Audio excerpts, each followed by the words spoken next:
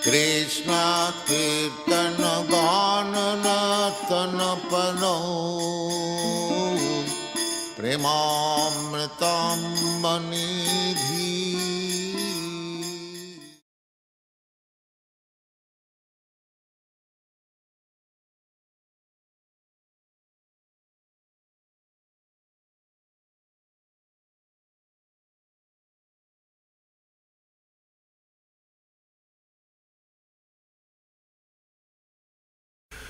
First of all, I offer my humble obeisances unto the lotus feet of my Diksha and Shiksha Guru, Nitya Lila Pravishta Om Vishnupad Asatara Sata Sisi Mad, Srila A.C. Bhaktivedanta Swami, Srila Prabhupada. And I offer my humble obeisances unto the lotus feet of my Shiksha and Sannyas Guru, Nitya Lila Pravishta Om Vishnupad Asatara Sata Sisi Mad, Srila Bhaktivedanta Narayan Goswami Maharaj. I offer my humble obeisances unto the lotus feet of my Shiksha Gurus, Srila Gaur Govinda Goswami Maharaj and Srila Bhakti Vigyan Bharti Goswami Maharaj. I offer my humble obeisances unto the lotus feet of the Sri Rupanuga Guru Varga, Srila Bhakti Vigyan Keshav Goswami Maharaj, Srila Bhakti Siddhanta Saraswati Goswami Thakur Prabhupada, Srila Gaur Kishore Das Babaji, and Srila Bhakti Vinod Thakur. I offer my humble obeisances unto the lotus feet of Sri Krishna Bhagavan and Sri Arjuna, the speaker and hearer of Srimad Bhagavad Gita, and I offer my humble obeisances unto the Srimad Bhagavad Gita. I offer my humble obeisances unto the lotus feet of the great commentators of Bhagavad Gita, the original Srila Sridhar Swami, Srila Vishwanath Chakravarti Thakur, Srila Baladev Vijayabhushan, Srila Bhakti Pragyan Keshav Goswami Maharaj, Srila Bhakti Vedanta Swami Prabhupada, Srila Bhakti Vedanta Narayan Goswami Maharaj, Srila Bhakti Vinod Thakur, and the other commentators, and Srila Sridhar Maharaj, Srila Prabhupada's godbrother, the other commentators, too numerous to mention. My Dandavat Pranams to all the Vaishnavas and Vaishnavis who are attending here today. Dandavat Pranam. So yesterday, we're following the narrative, confirmed, of the 16 questions, The 16 questions are driving the narrative of the Bhagavad Gita within the 3 sections, the first 6 chapters, last 6 chapters, and middle 6 chapters. So we covered yesterday the 2 questions from verse 3:1, why engage me in this ghastly warfare, and verse 3:36, by what is one impelled to perform sinful acts. Now, we are going to start the fourth chapter of the Bhagavad Gita. And this 4th chapter has many important verses in it. Much information has to be discussed about the 4th chapter. The question doesn't come till the 4th verse of the 4th chapter, Aparam Bhavato Janma. How am I to understand that you previously instructed this science to Vivaswan? This is Arjuna asking Krishna, how is this possible? That you could, I know that you're standing here on the battlefield in front of me, you're 120 years old. How is it that you spoke this science to Vivaswan from millions of years ago? And Srila Prabhupada is going to give us an excellent explanation of the history of the Bhagavad Gita in years. He's going to explain about the Manvantaras and all the other different things. So he's going to get into all these details, great details, which make it really clear what's going on. So before we get to that 4th verse, there are 3 other verses in the 4th chapter which begin, verse 1, 2, and 3, and talk about Krishna's explaining Bhagavad Gita to Vivaswan millions of years ago.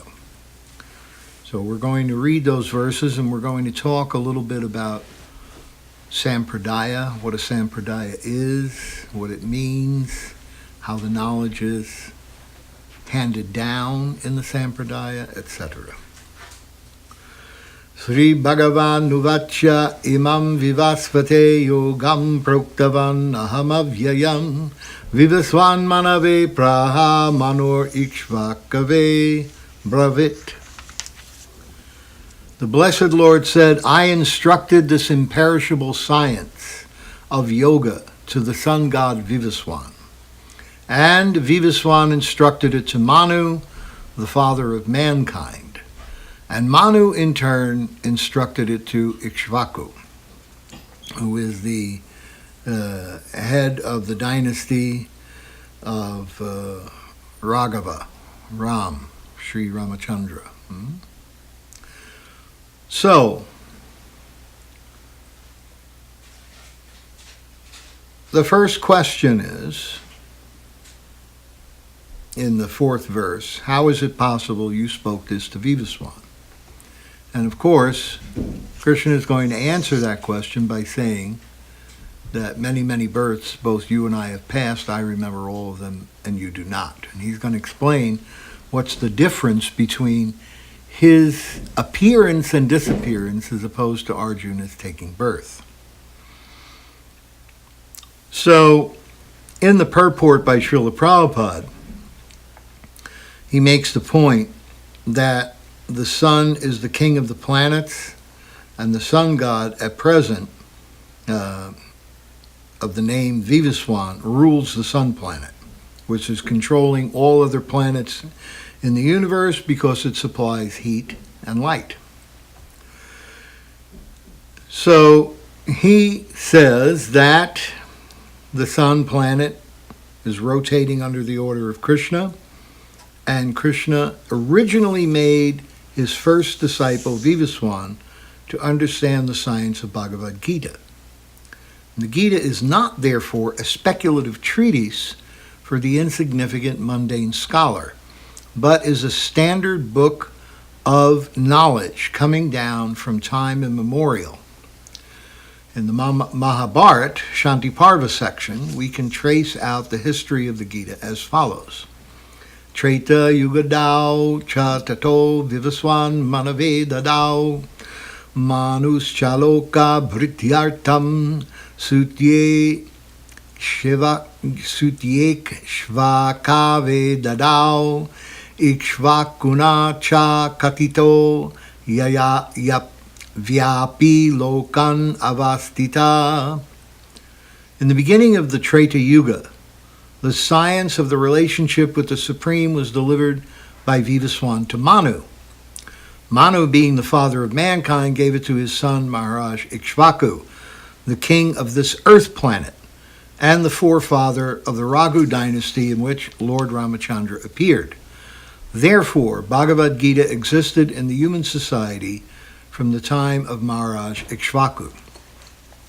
So now Srila Prabhupada is going to explain all of the histories based on the years, based on the life of Manu and the different yugas, and he's going to give all the details. At the present moment, we have just passed through 5,000 years of Kali Yuga, okay, which lasts 432,000 years. Before this, there was Dwarpa Yuga, which lasts 800,000 years. And before that, there was Treta Yuga, which is 1,200,000 years. Thus, some 2,005,000 years ago, Manu spoke the Bhagavad Gita to his disciple and son, Maharaj Ikshvaku, the king of this planet, Earth. The age of the current Manu is calculated to last some 305,300,000 years, of which 120,400,000 years have passed. Accepting that before the birth of Manu, the Gita was spoken by the Lord to his disciple, the sun god Vivaswan, a rough estimate is that the Gita was spoken at least 120,400,000 years ago. And in human society, it has been extant for 2 million years. Now, some people may question this kind of mathematics and say this is all mythological. But the fact of the matter is that the history of the universe, according to the Vedic religion, is the only religion in the world which actually has a time scale equal to that which has been understood by modern science. This is from Carl Sagan, the author of Cosmos. The Hindu religion, in other words, the Vedic religion, is the only religion in which the time scales of the age of the universe correspond to those of modern scientific cosmology. Now, someone may say, how is that possible? How is it that the ancient Hindus were able to do this? Will Durant, a secular historian, wrote in his book, Our Oriental Heritage, which was the first volume in a series of books that were titled Story of Civilization. So he gives the whole story of civilization in this first book, which is Our Oriental Heritage, talks about India, China, Japan, Korea, etc. And when he discusses India, he makes the point that the Indian scientists, like Aryabhata and others, Bhaskar and so on, had knowledge of mathematics that was far superior to the Greeks in all fields of mathematics, with the exception of geometry. He also makes the point that the ancient Vedic scientists were the ones who developed algebra.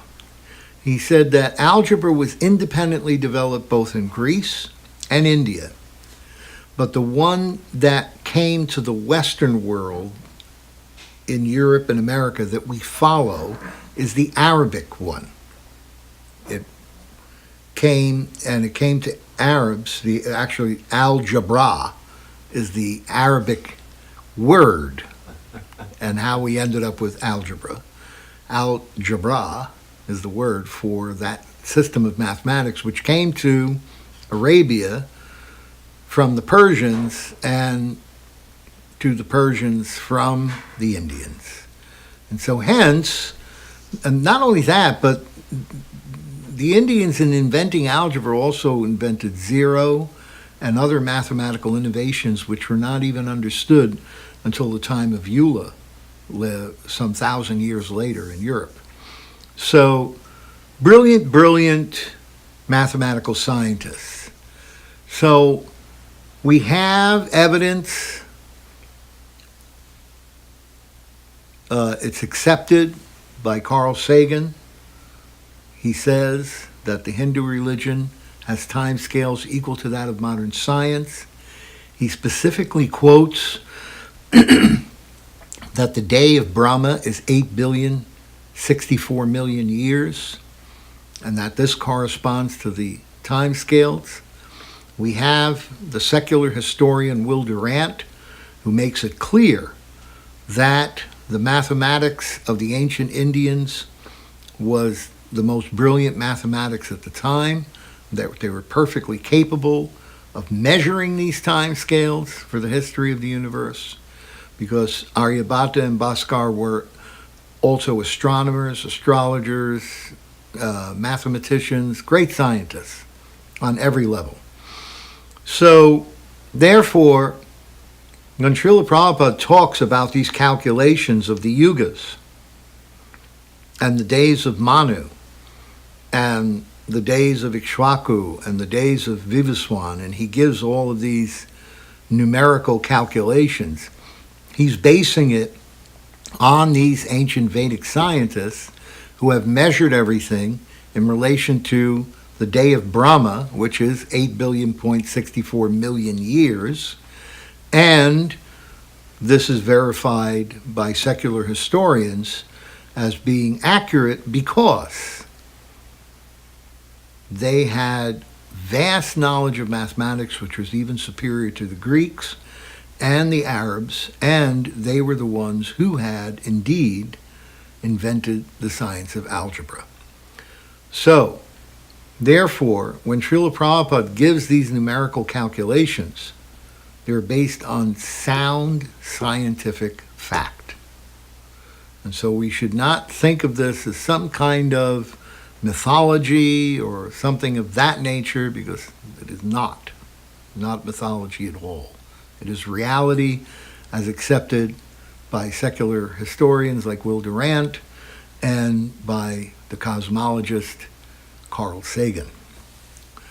So, now that we've talked about this, we look at the next verse, which is one of the most famous verses. Evam parampara praptam mimam rajarishayo vidu sa kalaneha maha ta yogo nashta parantapa.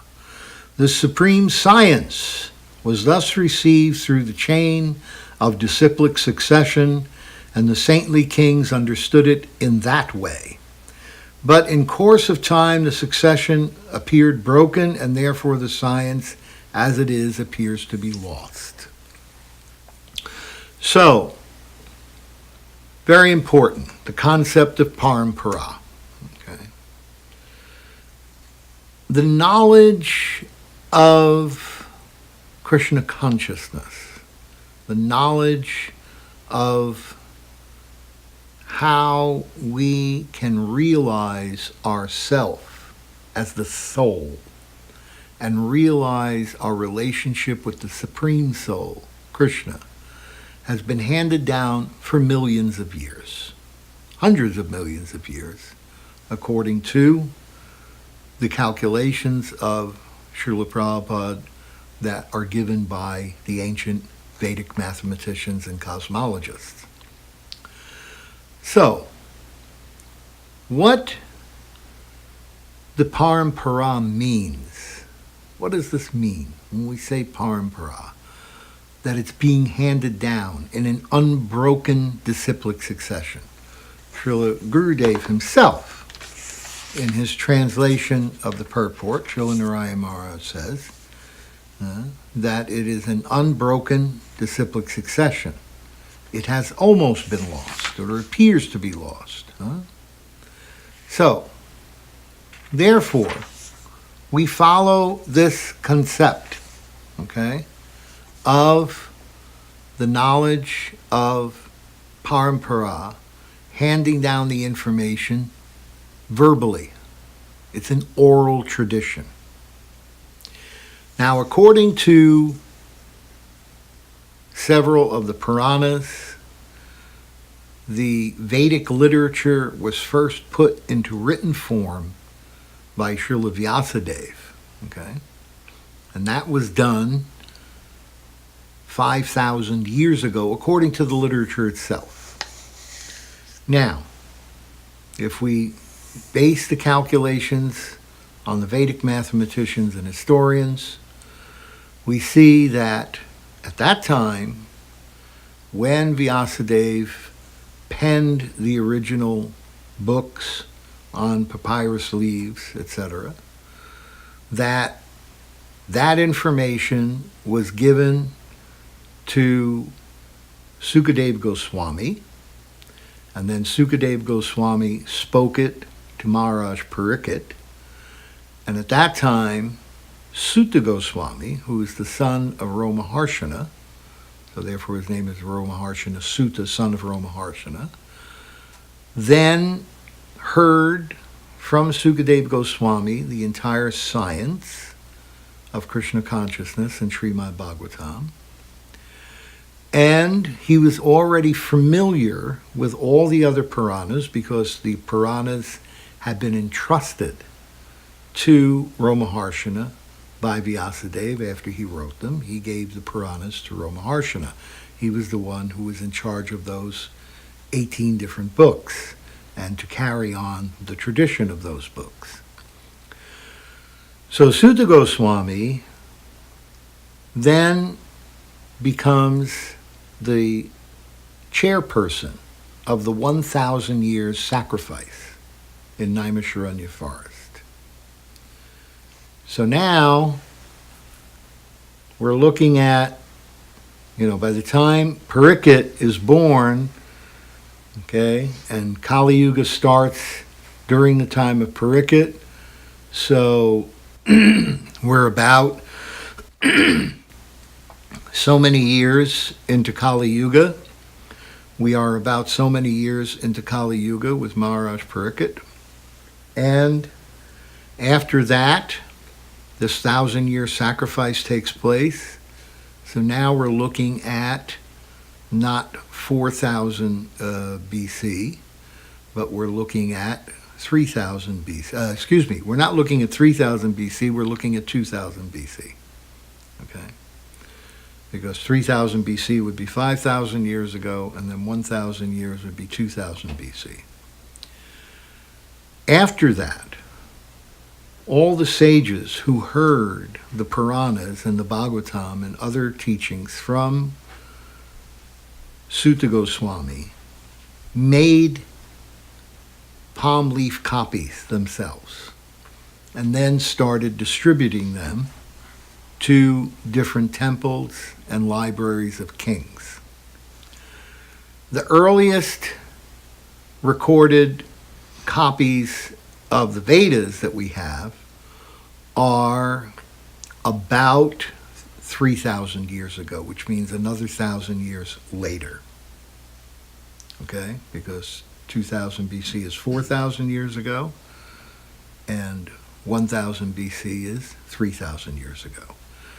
So the earliest copies that we have of any palm leaf written texts of the Rig Vedas and the other Vedas and the Bhagavatam and Puranas have been copy dated at around 750 BC to 1000 BC, in that area. So we can understand that a palm leaf text that was written by Vyasadeva some 2,000 years earlier would hardly be able to survive, and therefore there would be no way that they could carbon date something that had been written on a palm leaf 2,000 years earlier, when there was no way to preserve that in any kind of chemicals or any kind of plastic coating or anything of that nature which would stop the deterioration and the oxidation of the palm leaf. Some of those things are now been taken and they're being preserved, and they're, I think, in the British Museum and some other places like that. So this is basically the time scale. But if we follow the information which is given in the Vedic literature itself, it says that the texts were first written approximately 5,000 years ago, just before Kali Yuga started. Now, up to that point, everything was an oral tradition. So when Krishna spoke it to Vivaswan, he remembered everything by hearing it the first time. And he spoke it to Manu, who remembered everything by hearing it the first time, who spoke it to Ikshvaku. In this way it was handed down. How? By sound. The principle of handing down the sacred information of the Parampara is done by sound vibration. The books are only an assistant to that process. There were no books before the time of Vyasadeva. everyone could remember simply by hearing it once. In the Vedic literature, it talks about people in Satya, Treta, and Dwapara Yugas, and about the level of their ability to not only memorize, but to control their mind. In Satya, Treta, and Dwapara Yuga, if you thought of a sinful activity, you would get the reaction as if you had performed that activity physically. In Kali Yuga, we don't have that control over our minds. Therefore, we are not responsible for mental sinful activities. Otherwise, we'd all be in a lot of trouble because it's very, very difficult to control the mind in so many ways from so many things. So, therefore, according to the Vedas, according to the Vedic literature, this knowledge has always been handed down as a transcendental sound vibration. It was only because of the nature of Kali Yuga, the failure of our memories and our inability to memorize things having heard it once or twice, that books were introduced in order to help our feeble memories. So when we say that the knowledge must come through transcendental sound, that point is emphasized. That point is emphasized throughout the Vedic literature. And it's pointed out right here because all of the knowledge has been handed down through sound vibration from one person to the other in the parampara over hundreds of millions of years. Now, Sri Krishna is the first person to enlighten Lord Brahma. He is the first being, Krishna, he's the Adi Purusha, and he enlightens Lord Brahma, who's the first being of the universe, and the first and oldest parampara, because there are 4 paramparas. One verse is given there in the Puranas. Sri Brahma Rudra Sanaka Vaishnavashiti Pavana Chatvaraste Kalambhavya Yutkale Purushottamat. So Sri Brahma, Rudra, and Sanaka, there are 4 sampradayas. Sri means Lakshmi. Brahma means Lord Brahma. Then Rudra means Shiva. And Shanaka means the 4 Kumaras. So there are 4 paramparas, 4 sampradayas that have handed down this knowledge. These are the 4 Vaishnava sampradayas. There is also a sampradaya coming from Shankaracharya, which is a Mayavadi or impersonalist sampradaya. And the people in his lineage are the gurus of 4 mutts in the 4 holy places, Jagannath Puri, Hardwar, Badrikashram, Jagannath Puri, Hardwar, Jagannath Puri, Dwarka, and Rameshwaram. Hardwar, Jagannath Puri, Dwarka, and Rameshwaram. These 4 holy places is where there's 4 mutts of Shankaracharya, and in each mutt there is a descendant of Shankaracharya in his lineage. So this is the impersonalist or Mayavadi parampara. And the other ones, Sri, Brahma, Rudra, and Shanaka, are the 4 Vaishnava sampradayas. Now, from Sri, Lakshmi, Ramanuja appears in Kali Yuga. From Rudra, Shiva, Vishnu Swami appears as the Acharya in Kali Yuga. From Sanaka, or the four Kumaras, Nimbaditya appears in Kali Yuga. And from Brahma, Madhvacharya appears in Kali Yuga. So these four acharyas, Madhva, Ramanuja, Vishnu Swami, and Nimbaditya, appear in Kali Yuga. And each one of them, in order to establish their sampradaya and the specific conception that their sampradaya is coming in or teaching, they all wrote commentaries on the Vedanta Sutra. And those commentaries stand as the explanation for the essence of the teachings of that sampradaya, which comes originally from those four persons, Sri Brahmarudra and Sanaka. Ramanuja gives us Vishisht Advait. All these things, all of these commentaries are arguments or written in opposition to Shankaracharya's commentary known as Advaita. It's all one.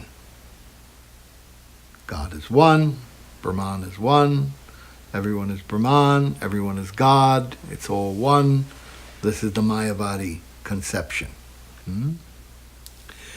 But in the four Vaishnavacharya sampradayas, each one of these Vaishnavacharyas gives a commentary on Vedanta Sutra which gives the specific conception of their sampradaya that is in opposition to and different from the Advaita philosophy, Vishishta Advaita, then Shuddha Advaita, then Dvaita Advaita, and then Dvaita. Vishishta Dvaita comes from Ramanujacharya. That's the concept that he presents in his commentary on the Vedanta Sutra. Then Vishnu Swami presents Shuddha Dvaita, purified monism. Okay? And then Nimbaditya presents Dvaita Advaita. There's two, but they're one. And then Madhvacharya, as I spoke about on the first lecture, presents that everything is two. Dvaita, there's two. And he shows the differences. He was in direct opposition. Sankaracharya said it's all one. Madhvacharya says no, it's two. There's the Lord and the Jiva. There's the Jiva and the Jiva. There's the Lord and Maya. There's the Jiva and material. And then there's the material and material. And like this, he gives all the differences, the five differences. So, all of these sampradayas, it is said here, that in Kali Yuga, Chattavaras te kalanbhavya, they will all come, Yutkale Purushottama, to Orissa, to Utkal. And they will be in Jagannath Puri Dham. And so it is understood Ramanujacharya visited Jagannath Puri. The other acharyas, their conceptions have been given in Jagannath Puri. And there's also a verse talking about how Srila Bhaktisiddhanta Saraswati Thakur, and not naming him in particular, would also manifest in Jagannath Puri and bring this Brahma Madhva Sampradaya to the forefront. So in this way, we see that they all come to Jagannath Puri. Now, following in the line of the conception that everything is handed down by sound vibration, that the books are only assistants to the oral transmission of spiritual sound. We have to follow what Sridhar Maharaj says is the current of transcendental sound. There's a current. Where is the spiritual current coming from? What is that current? Krishna plays the flute, and that transcendental sound vibration enters into the ears of Brahma, and Brahma then hears that sound vibration from the flute as the Gayatri mantras. And those Gayatri mantras are meditated upon by Lord Brahma for 100 years, in his years, a long time. And then he realizes the meaning of that sound vibration. He realizes the meaning of those mantras. He becomes enlightened. And then he enlightens Narada, who enlightens Vyas, who enlightens Madhva. So the tradition is handed down like this. Vyas also enlightens Sukadeva and Sutta, and there's a lineage that goes there. But because Madhvacharya met with Vyas in the Himalayas personally, then we bring the lineage directly from Vyas to Madhva. So, the Brahma Sampradaya is considered the oldest. And this is why Madhavendra Puri, the Kalpavriksha tree of Prem, appeared in that Sampradaya and took initiation from Lakshmipati. He then initiated Ishwara Puri, and Ishwara Puri initiated Sri Chaitanya Mahaprabhu, who's Krishna himself. Not that Krishna needed to be initiated, but to set the example for everyone else. He hears from the sadhu, and he takes the knowledge from the sadhu. So, this lineage that we are presently in is called the Brahma Madhva Gaudiya Sampradaya, because it comes from Mahaprabhu. And our particular branch has some specialities which are not only in opposition to the concepts of the Advaita philosophy by Sri Shankaracharya. The concept of Sri Chaitanya Mahaprabhu's teachings concerning the Vedanta Sutra were codified by Baladev Vijabhushan in his commentary on the Vedanta Sutra, which is called Govinda Bhashya, because it was spoken by Govindaji in Jaipur in Rajasthan, was spoken by Govindaji directly to Baladev Vijabhushan, and he wrote it down, and this is called Achinta Beda Abeda Tattva. This information about our Gaudiya Sampradaya is given in this Achinta Beda Beda commentary.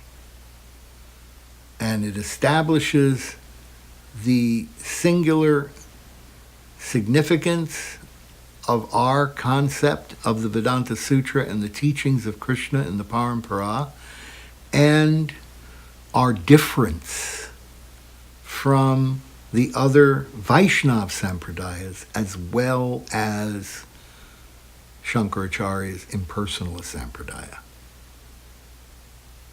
So there are many things that we can talk about concerning this matter, but that's for another time and another class. But I'm trying to give you an outline of what this parampara is and what it means.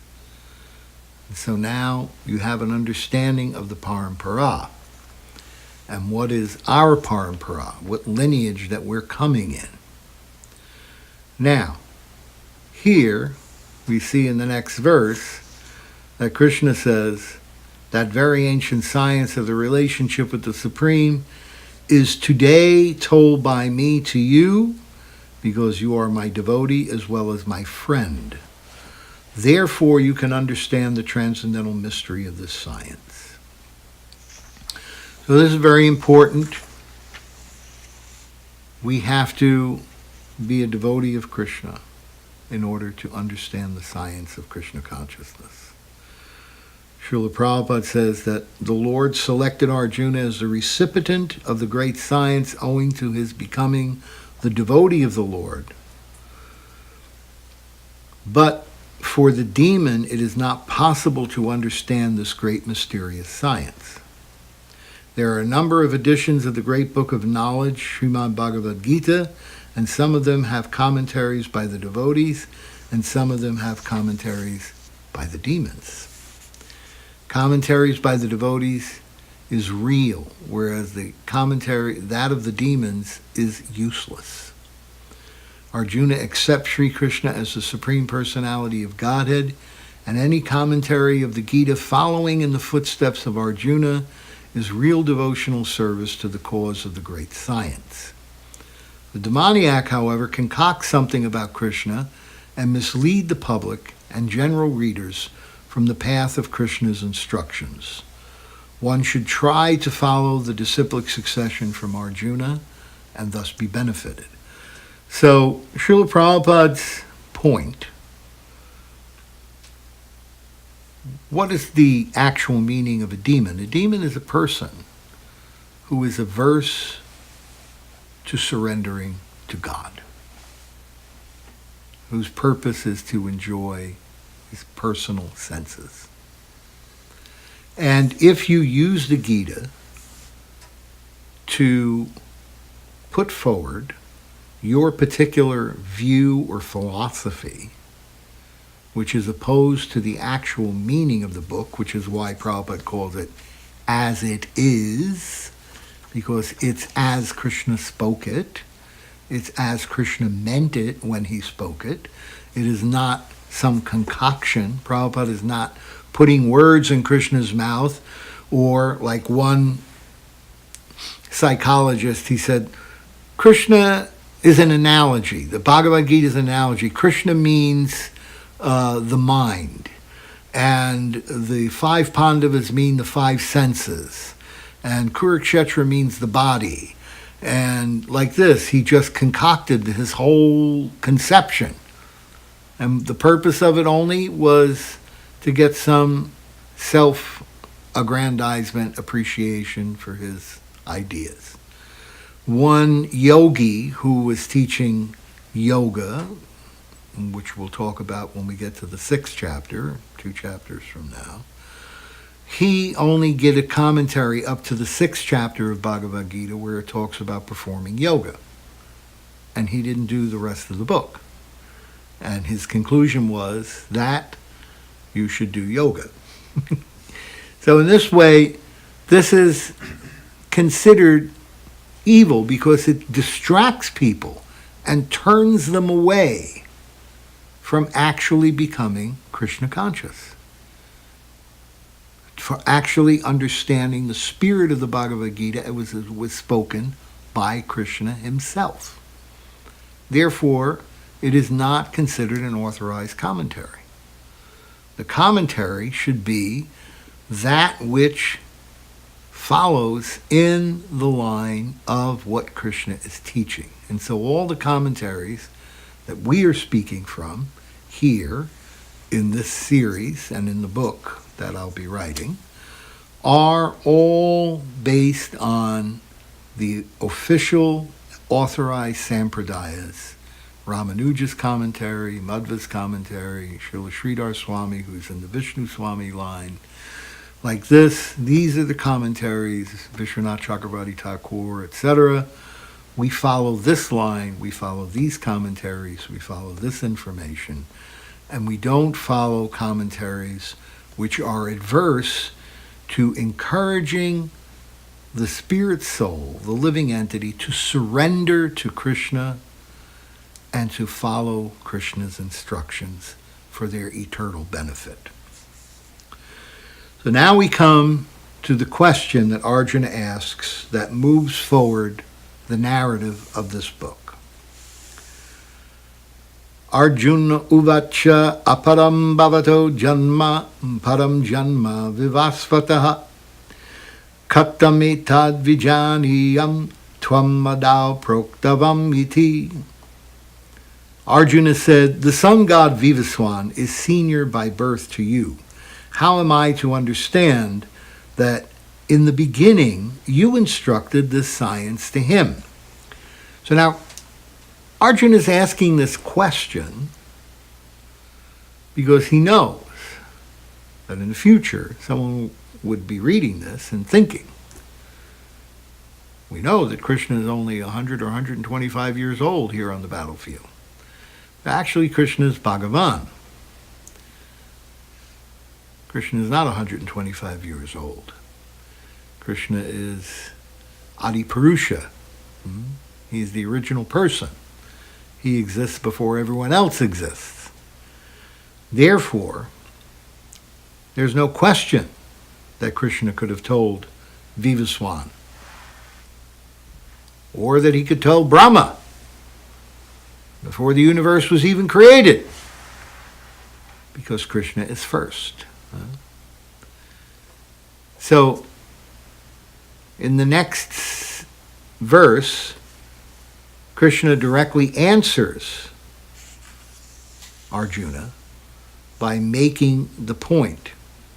Sri Bhagavan uvacha bahuni me vyatitani janmani tavacharjuna tani aham veda sarvani natvam veta parantapa. The blessed Lord said, many, many births both you and I have passed. I can remember all of them, but you cannot, O subduer of the enemy. So, Krishna is making a point that he, as the Supreme Soul, and Arjuna, as a jiva, have both appeared many, many times. They've both taken birth many, many times. But Krishna is going to explain in a couple of verses from now that his appearance and disappearance in this world is not like our birth and our death. It's transcendental. He's manifesting himself and he's unmanifesting himself. So that will be explained. But right now, he's trying to help Arjuna understand that in fact, it is not unusual for Krishna to be able to give this information to the sun god 120 million years ago. No, more than 120 million years ago. That's when the sun god gave it to Manu. It was way before that. Hundreds of millions of years before that. So, Srila Prabhupada, in his purport, makes some points about Krishna's actual nature as being not like our nature, that we take birth and we die, and then we take birth again until we achieve a certain level of perfection and get out of the cycle of birth and death or reincarnation. But in fact,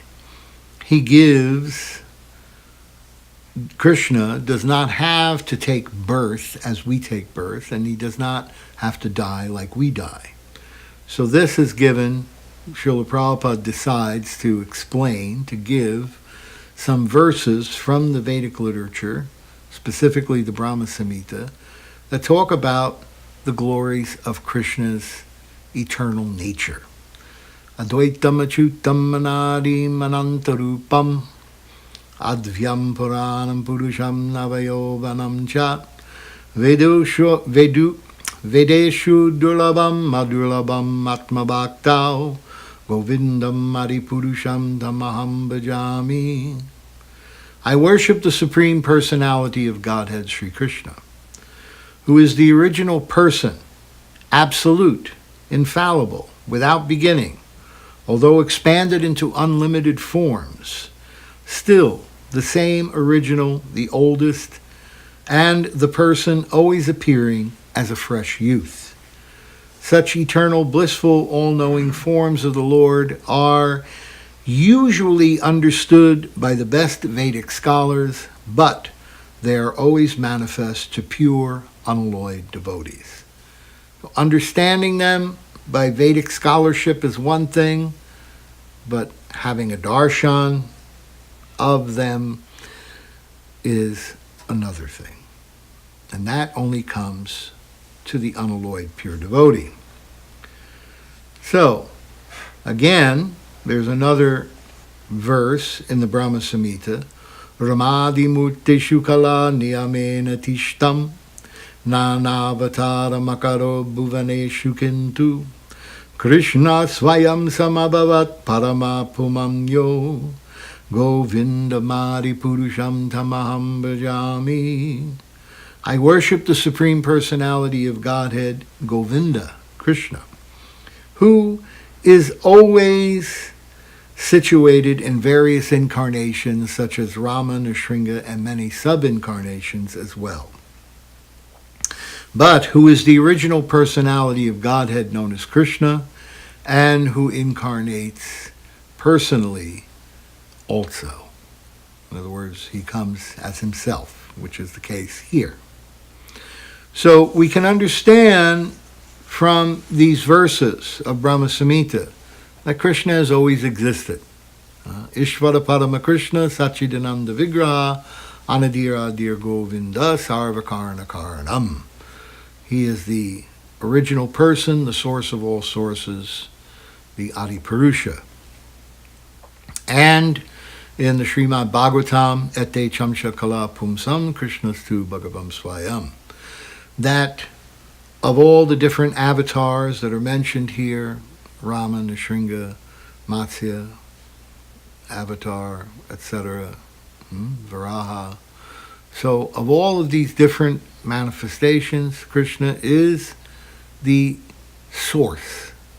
He is the avatari. He is the source of all other incarnations, whether they are minor sub-incarnations, tiny parts of ete chamsa, very small amshas, or whether they are full manifestations of Vishnu Tattva, whatever, they are all coming from the original two-armed Krishna in Vrindavan. So in this way, Srila Prabhupada gives so much evidence to explain the authority of Krishna's appearing, not being born, but manifesting and unmanifesting. And now Krishna is going to discuss this very point. Although I am unborn, and my transcendental body never deteriorates, and although I am the Lord of all sentient beings, I still appear in every millennium in my original transcendental form.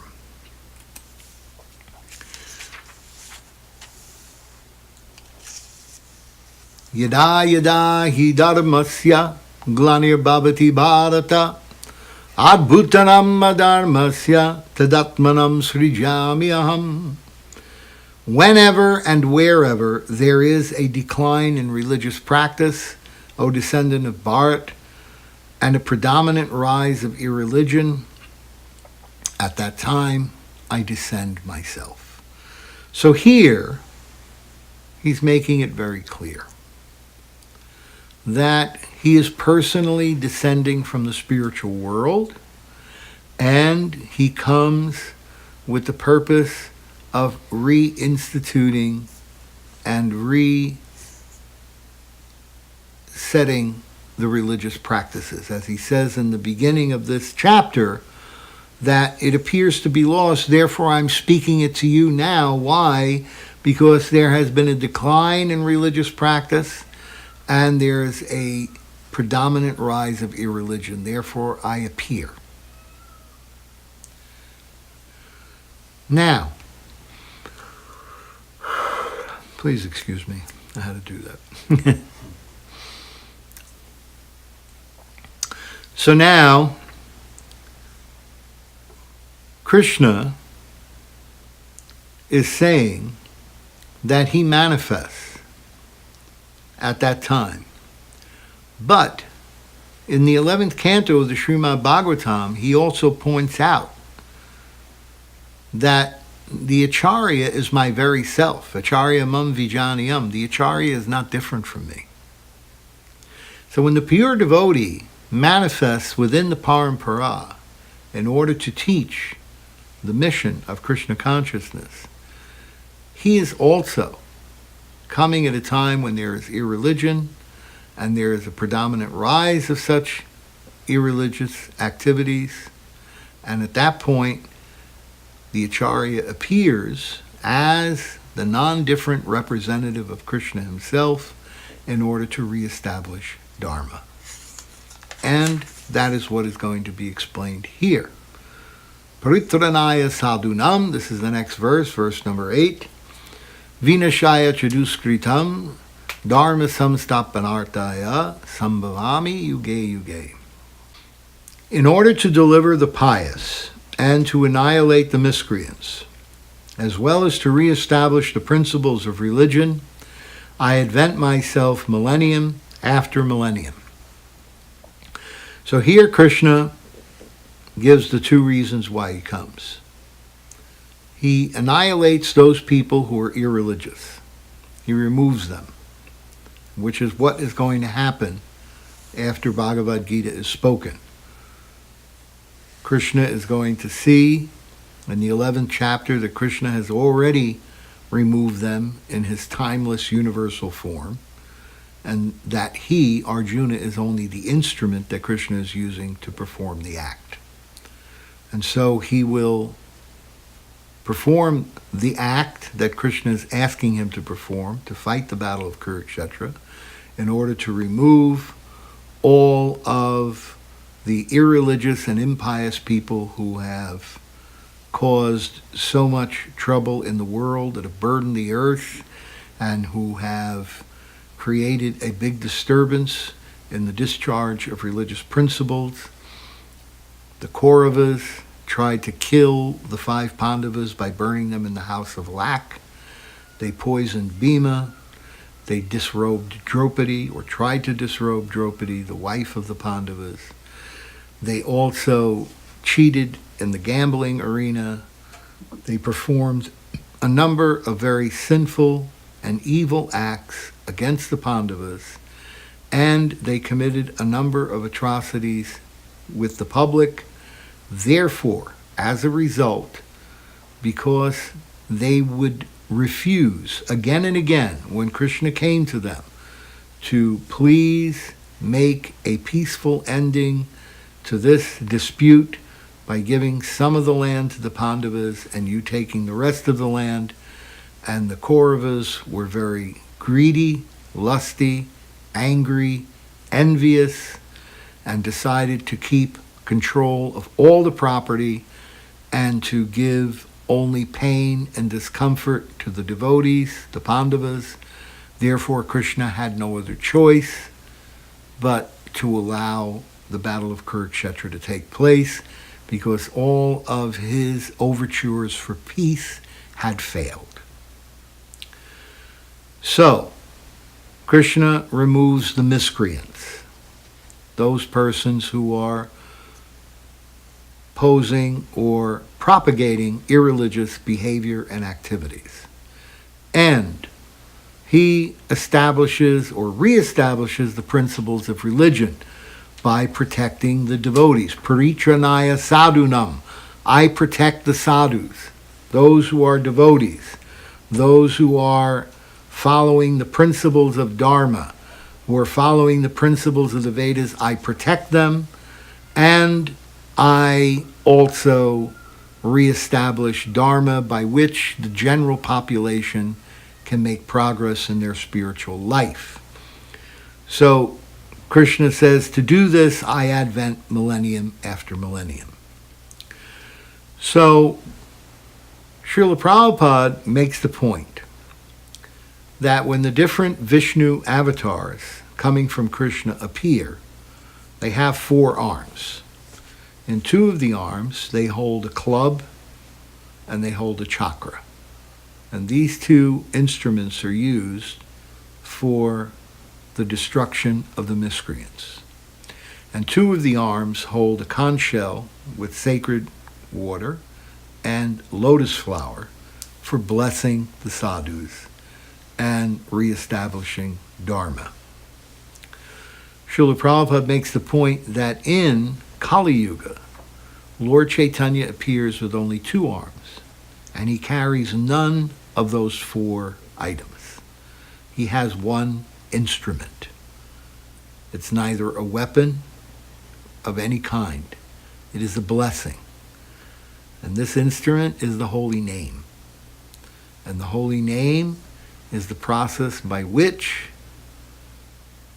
he destroys the demoniac mentality and he blesses the devotees with divine revelation. So everything is accomplished by the Sankirtan Yajna, the chanting of the holy name in Kali Yuga. And this is why the appearance of Mahaprabhu is so great. It is further great because Mahaprabhu comes and gives us a special Harinam Sankirtan called Prem Nam Sankirtan. And this is why Srila Prabhupada emphasizes in the previous chapter, Anad Bhavanti Bhutani, in order to get grains we need rain, and in order to get rain we need yajna, and the yajna should be the Sankirtan yajna of Lord Chaitanya Mahaprabhu in Kali Yuga. And by doing this Sankirtan yajna, then automatically all of our necessities will be met and we'll be able to prosper in spiritual happiness and Krishna consciousness in this world. And those persons who have evil mentality, their evil mentality will be destroyed. There's a story that I just read about one woman in India who was a sex worker. And her job was to satisfy men in order to make a living. One day, and I'm not sure exactly how this happened, but she received the Bhagavad Gita. And she started reading the Bhagavad Gita. And in between her clients, she would sit smoking cigarettes, drinking alcohol, and reading Bhagavad Gita. And then she chanting. She heard the devotees were chanting. She read about it in Bhagavad Gita. So she started chanting. She heard the devotees chanting. She also began chanting. And every day she would read, and she would smoke, and she would drink, and she would chant. And she would go on like this and take care of her clients, etc. Then eventually she gets arrested. And she has to go to jail. So when she goes to jail, she can't smoke, she can't drink, she can't have clients anymore. So what she does is she reads all day long and she preaches to all of the other prisoners.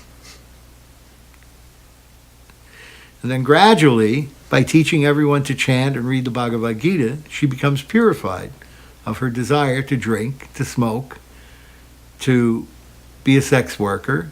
She gets married, she has a family, and she preaches Bhagavad Gita and distributes books. So the process of the chanting of the holy name and the power of the distribution of these sacred literatures is so great that all of the sinful activities, all of the demoniac mentality for enjoying the senses and performing sinful activities can be completely destroyed. And the spiritual appetite for Krishna consciousness can be established. And for those who are already devotees by nature, they will take up the process. Another example is our godbrother Muni Maharaj. Muni Maharaj, his mother, Prabhupada one time he said, "You boys became devotees because you have good mothers." And some of us were objecting. "Prabhupada, our mothers did this and that and drank and smoked." And no, he said. In order for you to take birth and become devotees, you have to have good mothers. Somewhere, the mothers are good.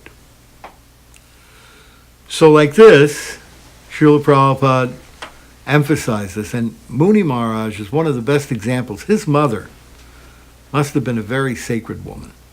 She was always chanting. She was always following the principles of devotional service. She had 3 sons. One son is an upper-level administrator in ISKCON.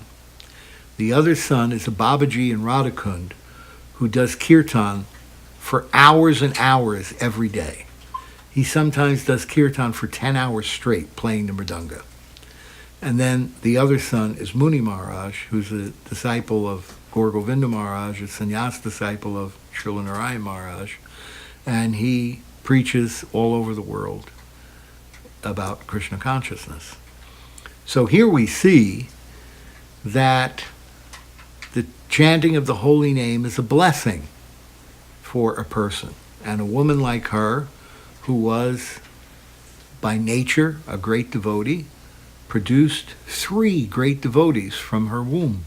A very sacred womb and a very sacred woman, that she was able to produce 3 such great devotees. So, therefore, we understand this conception that is given here, that Prabhupada says this chanting of the holy name does everything. It destroys the demoniac mentality, and it establishes the principles of religion, and it blesses and sanctifies the devotees who are in the process of Krishna consciousness. So now we're going to talk about the last verse for tonight, because it's already quite long. And this verse is actually one of Prabhupada's favorite verses. He used to quote this verse all the time. Not only did he quote it a lot, but he misquoted it. And it was so endearing the way he said it.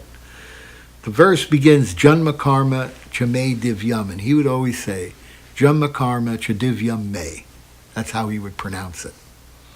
And we would all love hearing him say it again and again like this, because it was so sweet and so endearing to see him say this verse in this way. So the verse is, Janma karma cha me divyam evam yo veti tatvata tyaktva punar janma naitimam eti sawarjana. One who knows the transcendental nature of my appearance and activities does not, upon leaving the body, take his birth again in this material world, but attains my eternal abode, O Arjuna. So now we get an idea from this verse of what Krishna is talking about when he says, many births both you and I have passed. I remember all of them and you do not. Why? Because Krishna's body is not changing.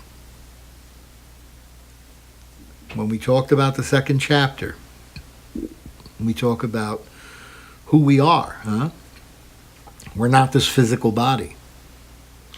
And we're not the subtle astral body. We're the soul within that body. And that's why Krishna says back here in verse number 6 that although I am unborn and my transcendental body never deteriorates, and although I am the Lord of all sentient beings, I still appear in every millennium. His transcendental body never deteriorates. His body is eternal. He doesn't have a physical body and an astral body and a soul. His body is him. We have a spiritual body also. It's a minute fragment of Krishna's spiritual body. So we have our eternal spiritual identity, and that spiritual form that we are is carried by our astral body from one physical body to the next until we give up the desire to enjoy our senses in the material world. So here, Krishna is making the point, after establishing that he's unborn and his transcendental body never deteriorates, he says that one who knows and understands the nature of my transcendental appearance and activities. His activities are transcendental. They're not mundane like ours. Krishna goes into the house of the gopis and steals butter. And they write songs about it. They celebrate it. People find it charming and enchanting. If you go to the person's house next door and steal butter, no one's going to write a song about it, I can assure you that. Krishna's activities are transcendental. They're spiritual. They're beautiful. They are the cause for enlightenment and nourishment of our spiritual emotions and create great spiritual happiness in our heart. So a person who understands these things, Krishna says here, one who knows the transcendental nature of my appearance and activities does not, upon leaving the body, take birth again in this material world, but attains my eternal abode, O Arjuna. So here Krishna is giving his promise to the devotees that if you study my appearance and my activities, and you study and understand and know for sure, for certain, you are convinced, then by understanding that my appearance and activities are transcendental, you won't take birth again in this material world. One can attain the perfect stage of liberation from birth and death simply by knowing the Lord, the Supreme Personality of Godhead. There is no alternative, because anyone who does not understand Lord Krishna as the Supreme Personality of Godhead is surely in the mode of ignorance. Consequently, he will not attain salvation, simply, so to speak, by licking the outer surface of the bottle of honey, or by interpreting the Bhagavad Gita according to mundane scholarship. Such empirical philosophers may assume very important roles in the material world, but they are not necessarily eligible for liberation.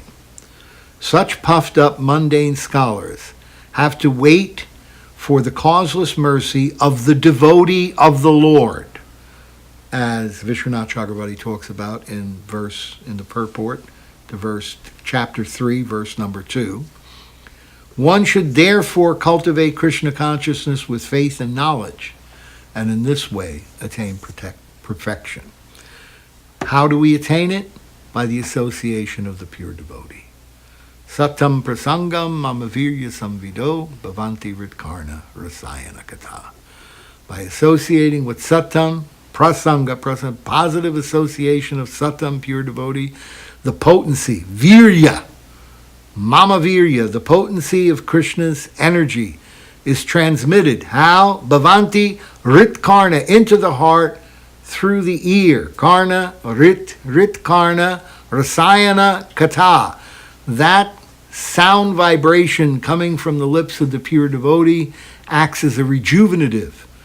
It dissolves your subtle body, it dissolves your physical body, and it manifests your eternal transcendental form, which makes you eligible to go back to home, back to Godhead at the end of this life. So one who, by associating with such pure devotees in the parampara system, evam parampara praptam imam rajarishayo vidu, who by this association with pure devotees hear the transcendental sound vibration from the lips of the pure devotees, they will transcend this material world at the time of death, and they will go to the spiritual world. So this is the perfection of understanding Krishna's position as the eternal transcendental personality. Now, we'll start talking about other aspects of the philosophy, the Gyan, because this is the Gyan Yoga chapter that is being presented here. But first we talked about parampara and about Krishna's eternal nature. That'll conclude our class for tonight. And the next sections will be talking about other important verses concerning the paths of surrender to Krishna, concerning the Varnashram system, concerning how everything in this world is actually Brahman and can be transformed back to Brahman by Krishna consciousness, and ultimately the need and importance of surrendering to the Guru and taking up the process of Krishna consciousness under the guidance of that pure devotee. All right, thank you very much. Hare Krishna, Krishna Krishna, Hare Hare, Hare Rama, Rama Rama, Hare Hare.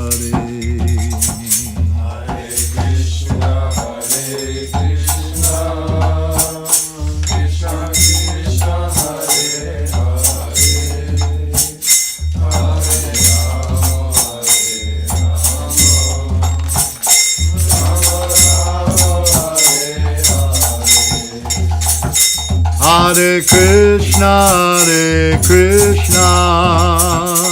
Krishna Krishna, Hare Hare.